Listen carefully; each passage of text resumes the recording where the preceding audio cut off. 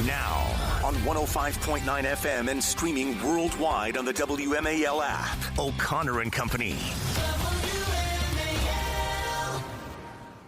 6:07, O'Connor and Company. Thanks for tuning in here on this Tuesday morning. Julie, who do you have on your lock screen when you on your phone when you look at your phone? My kids, of course. Right. Good. Yeah. I have a picture of my son. Me and my son. Makes sense. I just learned. Heather has a picture of me. She does. It's a little disturbing, actually. So ridiculous. I'm kidding. She does. She has a picture of she and her Derek on her wedding day. Beautiful day. A Blessed Sacrament in Chevy Chase. I remember it well. 10 years ago next month, by the way. Happy anniversary in advance to Derek Hunter and Heather Hunter. We are learning who Jasmine Crockett has on her lock screen. We will reveal that to you as the morning unfolds. Also at 7:05, Dr. Peter McCullough will join us. His new book, Vaccines, Mythology, Ideology, and Reality. 7:35, Nick Minnock, WJLA. And then at 8:05, the great one, Mark Levin. Very excited to talk to the great one, as always. He's got a brand new book out. I should plug the book every hour, actually every half hour. It's called On Power, and it's fantastic. Grab that book. It's out today. All right. Oh, Julie, those Maryland Democrats just can't get enough of illegal immigrants. It's Chris Van Hollen has led the way with this congressional contingent. As you know, he visited El Salvador to see his favorite Maryland man, the human trafficker and child pornographer, allegedly, Kilmar Abrego Garcia. And yesterday, they staged a sit-in. Oh, I do love it when they do their sit-ins. Did they sing Kumbaya? Did they beat drums? Were they eating edibles? Did they all have gummies? What? Yes. Several Maryland elected officials attempted to access the George H. Fallon Federal Building in Baltimore, which is an ICE facility. They claim that there are allegations of inhumane conditions for detainees.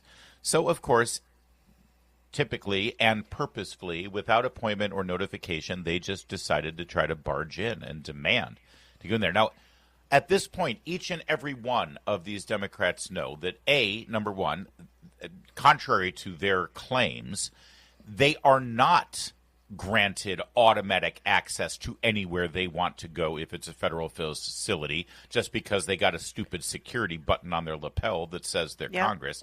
Yep. Which, by the way, let's not forget when Senator Padilla tried to storm the Homeland Security Secretary's press conference in L.A., he didn't even have the benefit of the lapel pin, and he still demanded to be able to storm in and start screaming at her while she was giving a press conference.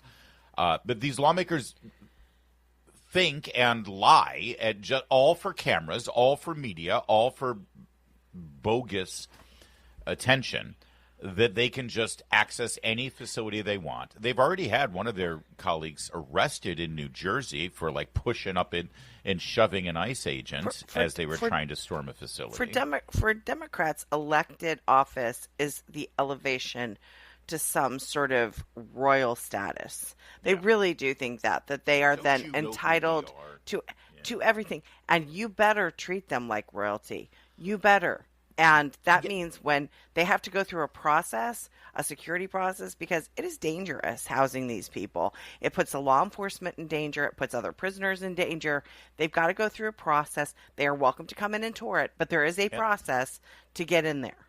Yes, it's a secure incarceration facility, for God's sake. They don't just let people walk in. Yep. Even if they're a member of Congress. Frankly, at this point, especially if they're a member of Congress. Right. So there's one of two explanations for this ongoing habitual behavior, Julie. It's number one, what you said, that they have this level of self-importance and self-aggrandizement and egotistical narcissism that they think that they can just walk. Do they think they can just walk into the White House without any sort of announcement or appointment? Probably. Right? That's a federal facility. Why can't we do that? Right. We're Congress, don't you know? Right. Or a military base? So, or your own property. It's either that self-aggrandizing image of themselves, or hear me out, they fully know better, and they're doing it anyway because they want attention. I'm pretty sure at this point it's the latter. Because guess what? I don't know if you saw their colleagues, Debbie Wasserman Schultz and several other Democrats in Florida. They toured the Alligator Alcatraz and came out and talked to reporters. How did they get in? Well, they did what you're supposed to do.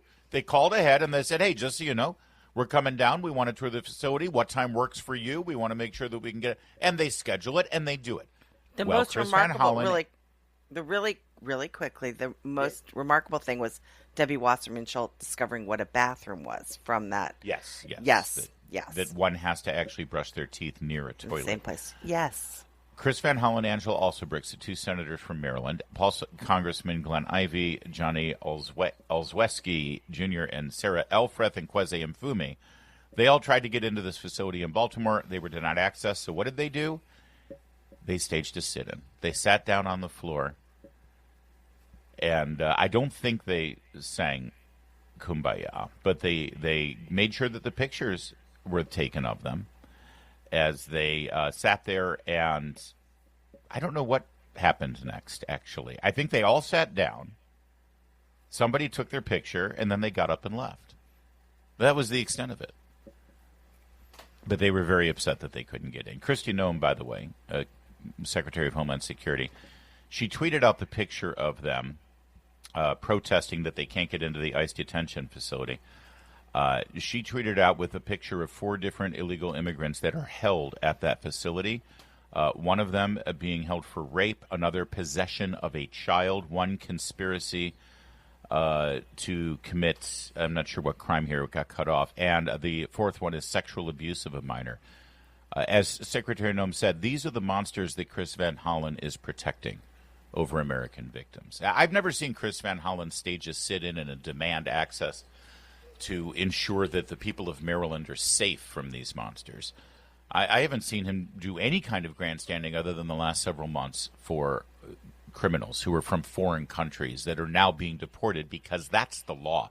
You know, when Chris Van Hollen swore to defend and protect the Constitution and to uphold his duties as a United States Senator, it meant that you would adhere to the laws that his own body, his own legislative body passed. The law of the land is you're in this country illegally, you're apprehended, you're deported. That's what's going on here. And if he doesn't like it, well, he's a senator. I think he should draft the law. We can call it the Chris Van Hollen law. And it can say, we don't care. If you're in the country illegally, no more deportations. We'll take anybody. You're all allowed to stay.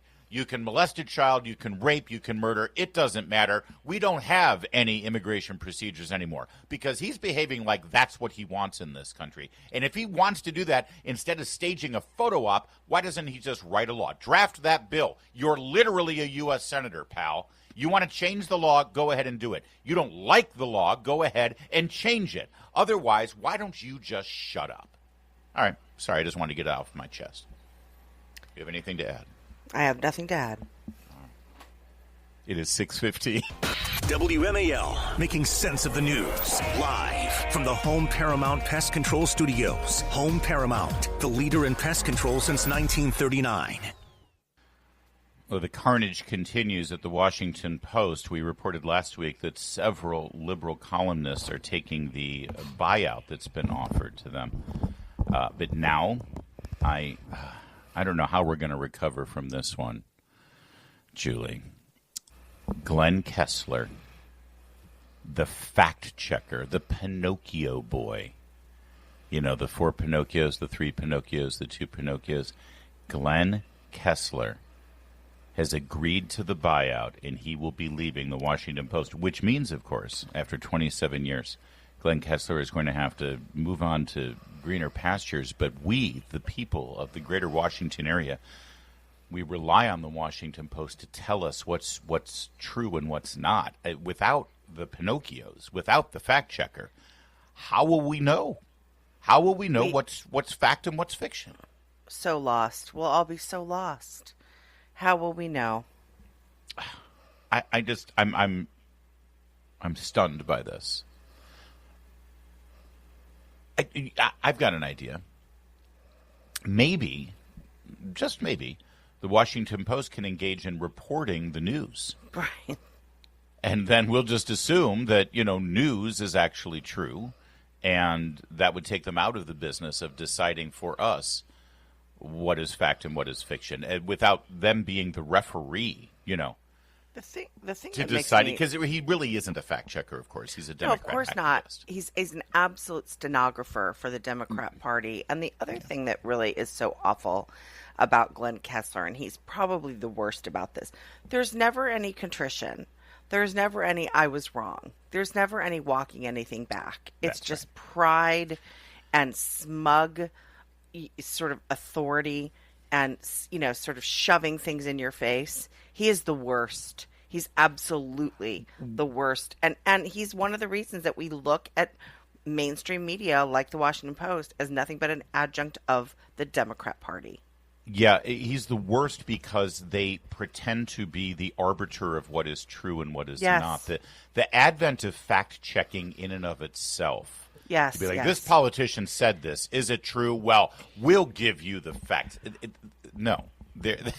It's always a matter of opinion. Fact-checking, by the way, fact-checking used to be an editorial process. That's right. Fact-checking, things didn't get printed that were not fact-checks. It used to be that you would go through, and I still do. I mean, when I write something, for instance, you write something for the editorial side of the Wall Street Journal, boy, you're in for it. You got a lot of work to do. They check everything. It doesn't happen so much anymore. And so the rise of this sort of fact-checking, regime, which is a way to just say everything conservatives or right of center media writes is wrong. Right. That's it. Yeah, because they put themselves as the arbiters of the truth over what a politician is saying. But of course, the editorial process means that they choose, before they even put pen to paper, they choose which facts they're going to check and which ones they're not. And then their sources oftentimes are the very politicians that are being called upon. And in fact, a lot of people sort of posted screenshots of their favorite moments of Glenn Kessler's fact-checking. Here's the best one. In May of 2020, Ted Cruz took to Twitter, as it was called at the time, and criticized a video that the Washington Post put out that was supposedly fact-checking the narrative that the Wuhan lab may have been involved with the COVID-19 virus, right?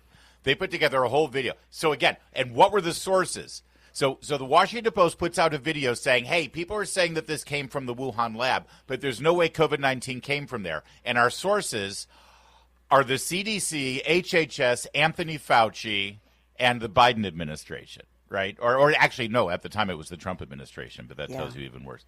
So Ted Cruz criticizes it, and he says the Washington Post is abandoning all pretense of journalism to produce a CCP propaganda video. That's what this is, because he said, if this reporter submitted this video in a freshman logic class, it wouldn't receive a passing grade, because obviously, logically, it makes sense that the virus might have come from the Wuhan lab at the time. Glenn Kessler fact-checked Senator Ted Cruz. And I will quote him here. I fear Ted Cruz missed the scientific animation in the video that shows how it is virtually impossible for this virus to jump from the lab, or the many interviews with actual scientists. We deal in facts, and viewers can judge for themselves. That attitude. The attitude. It's just the arrogance. These are the people who have destroyed the media, because that's also how they talk to their readers. Readers pick up on that. There are a lot of, we like to think that everybody who reads the Washington Post is insane. No, there's some very normal people out there who aren't sort of maybe aware. They're not sort of hyper online or hyper political like us and realize what a rag the Washington Post has become. So they read this stuff and they think, I don't really like that tone. What is he talking about? They may have their own doubts. So this kind of smug attitude really rubbed people in general the wrong way. And that is why the Washington Post is offering these buyouts and is losing money every year. People don't like this. They don't. Good riddance. Yeah. And the use of the four Pinocchios, by the way, to reduce a opinion, oftentimes an opinion, to this grading system of, because think about it for a minute, just logically, the fact that the Washington Post even created this, that you get four Pinocchios versus one Pinocchio, it's either true or it's not. Yes. Okay?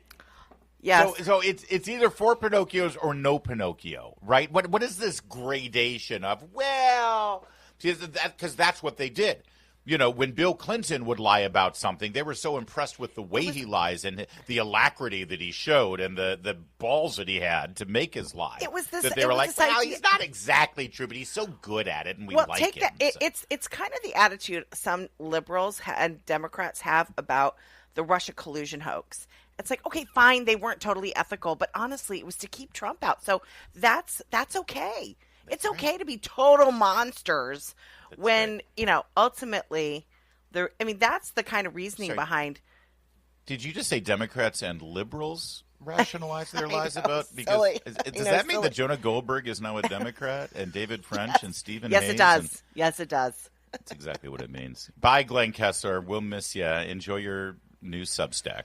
624. Coming up, Mayor Pete is full of baloney, and we'll update you. Keep it here. It's 6:30. WMAL FM, Woodbridge, Washington, a Cumulus media station. Making sense of the news. News Talk 105.9. News now.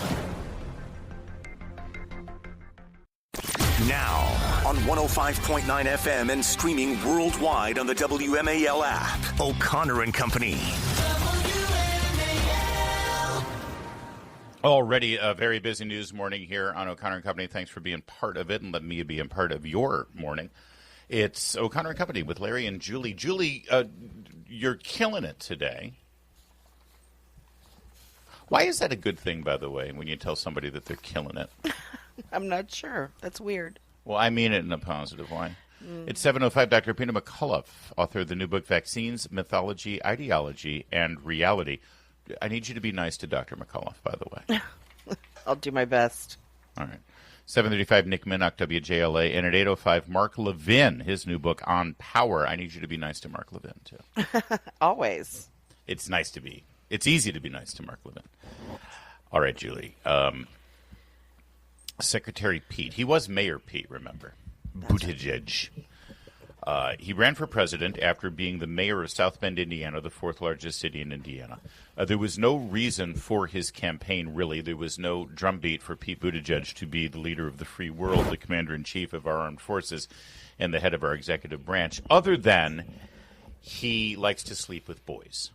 That's really sort of the beginning, middle, and end of his raison d'etre, as it were. He is openly gay and a Democrat, and he ran for office. And when you ask people, why do you like Pete Buttigieg? They say, well, because he stands for something. He's a symbolic of something. Okay. It's funny, when you talk about people like Scott Bessent and Richard Grinnell, who are conservative, Trump-loving Republicans, and incredibly effective and competent and amazing. You know, when you go through their list of accomplishments, you know, you get down to number 2025 and you say, oh, and by the way, they're gay, if that matters to you. Right. But the Democrats, no. And so here's what Pete Buttigieg is doing. He was Mayor Pete, then he became Secretary Pete in charge of the Department of Transportation. And now he's candidate Pete. He hasn't declared, but yes, he's running. He's growing a beard, after all. And he spoke with NPR's Morning Edition, which I'm told is a morning show that focuses on news and politics here in Washington, D.C. Nationally syndicated. Good for them, NPR. Here's cut 3 being asked specifically about the issue of boys playing girls' sports. We'll hear it all the way through, and then we're going to stop and start on this, Jeff, when we go through a second time. But let's go ahead and listen to the question and answer. When President Trump says something like no boys and girls sports, which is a phrase that they use, it sounds like you're not signing on to that. I think that chess is different from weightlifting, and weightlifting is different from volleyball, and middle school is different from the Olympics. So that's exactly why I think that we shouldn't be grandstanding on this as politicians. We should be empowering communities and organizations and schools to make the right decisions.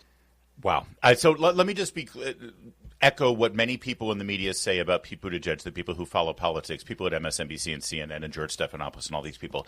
He's really, really good. When they say he's really good, what they mean is he can BS you, and he can come up. I have no idea. Right. Yeah. What did he just say? What did he just say? Well, I'm going to break it down for you. I've actually watched this about 20 times. And so Jeff, if you could watch me, because we're going to have to pause and stop and start quite a bit. But let's start it again. When President Trump says something like "no boys and girls sports," which is a phrase that they use, it sounds like you're not saying. Phrase that they use. Can we just take a moment? That's a phrase they use.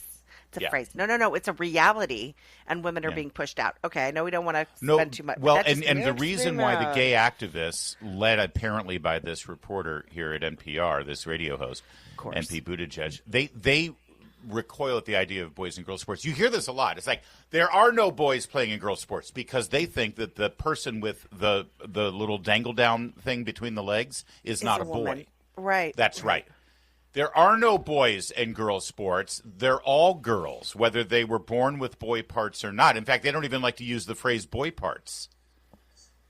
So that right there, the setup of the question from NPR, who up until moments ago was paid for by your tax dollars, is already a lie. But then let's go ahead and let Secretary Pete roll with this. Getting on to that. I think that chess is different from weightlifting. Stop there. What does that mean? Chess is different than weightlifting. Yeah, what is he talking about? So I guess what he's saying is in weightlifting, there are inherent physical advantages to being male versus female, but not in chess. Well, I'm sorry, who's complaining? There's no such thing as boys and girls chess. Is there boys and girls chess that I'm not aware of? No, I'm not aware of that. But I don't think there is. Another example is Jeopardy. I'm kind of insulted because the female Jeopardy champion is actually male, right? It was a transgender. But honestly, I'm sort of like, okay, it's not a contest I'm going to weigh in on. This isn't strength, right? It was brain. It was so I'm not going to worry as much about that one, right? But he's pretending like there's this uproar over that. Yeah, right. There's no uproar. No girl is losing out because So all right, keep going. And weightlifting is different from volleyball, and middle school. Stop right there. Weightlifting is different than volleyball. Well, that's true. But both of them, men have an advantage over boys. Exactly. They're not over girls. Different. They're not different when it comes to men having an advantage. Men can jump higher. They have better reach. Yeah. They're faster. I guess the one difference here, and where's the NPR guy jumping in? Oh, I know.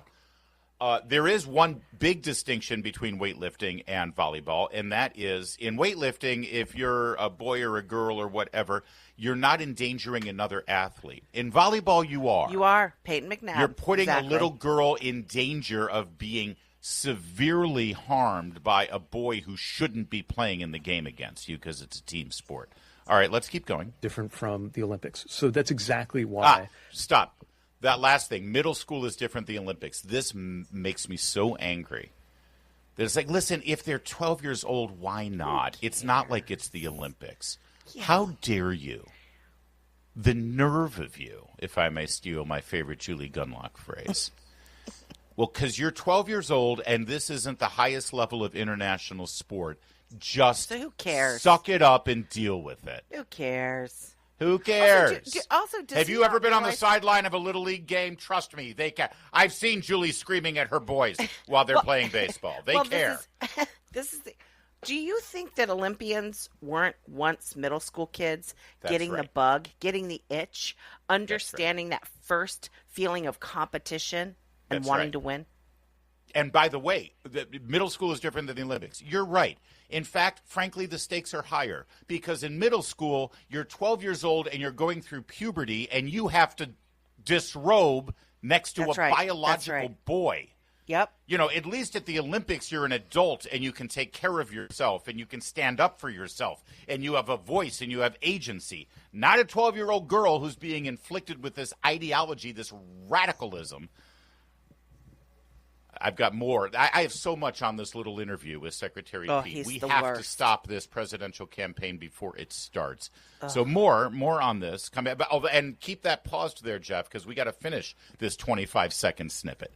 It's 6:44. All right, we're going through this interview that Pete Buttigieg gave to NPR. It's fascinating. There was a 24-second answer. We've broken it down sort of second by second, where he said about men and women's sports. Chess is different than weightlifting, different than volleyball. Middle school is different than the Olympics. And then he finishes it up with this. Listen. I think that we shouldn't be grandstanding on this as politicians.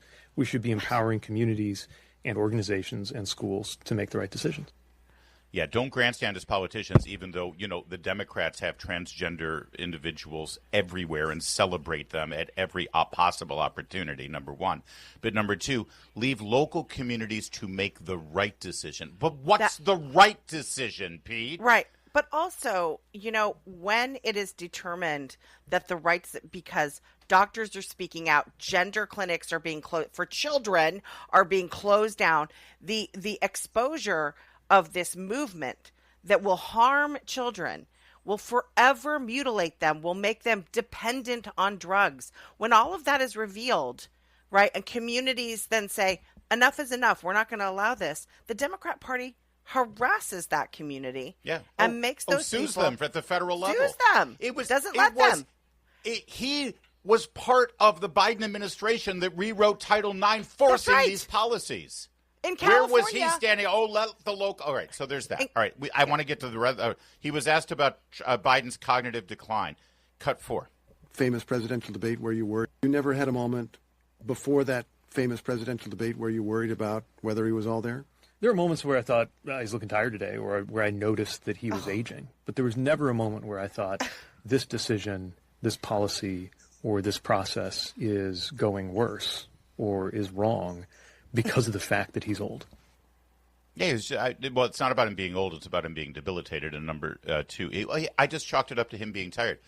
He's just demonstrated that he lacks the judgment to be president. We saw what we saw from where we were sitting, and we weren't in the cabinet room with him. We weren't in the Oval Office with him. He's lying to you because he's a liar. Yeah. One more, real fast, cut 5. I was talking the other day to a Democratic member of Congress representing part of New York City who said to me essentially what you're saying. Mamdani, in many ways, is the future. He knew how to campaign. He's doing everything right. There's a lot to learn from him. And this lawmaker said, I haven't endorsed him yet because I have a lot of Orthodox Jews in my district. What do you make of that contradiction? Yeah, I mean, again, it's kind of distinguishing between tactics and ideology. And I would say, he's further left than I am. But also, I think that what he's been able to do is something that our party ought to learn from. What he's been able to do is something our party ought to learn from. What has he done? You realize what he's accomplished, Mamdani. All he's done is he beat another Democrat in a primary with 42% of the vote. And now he's a hero to them. What a coward. And what a coward he is. Again, yeah, exactly. I'm sorry, he's more left than you are on what? Be specific. Where's the NPR reporter? Okay, how do you differ from him? Where do you disagree? Where is Mamdani wrong? Please tell us. No follow-up from NPR at all, ever. Oh, and one other thing on NPR here, if I may. This Pete Buttigieg interview drove me insane.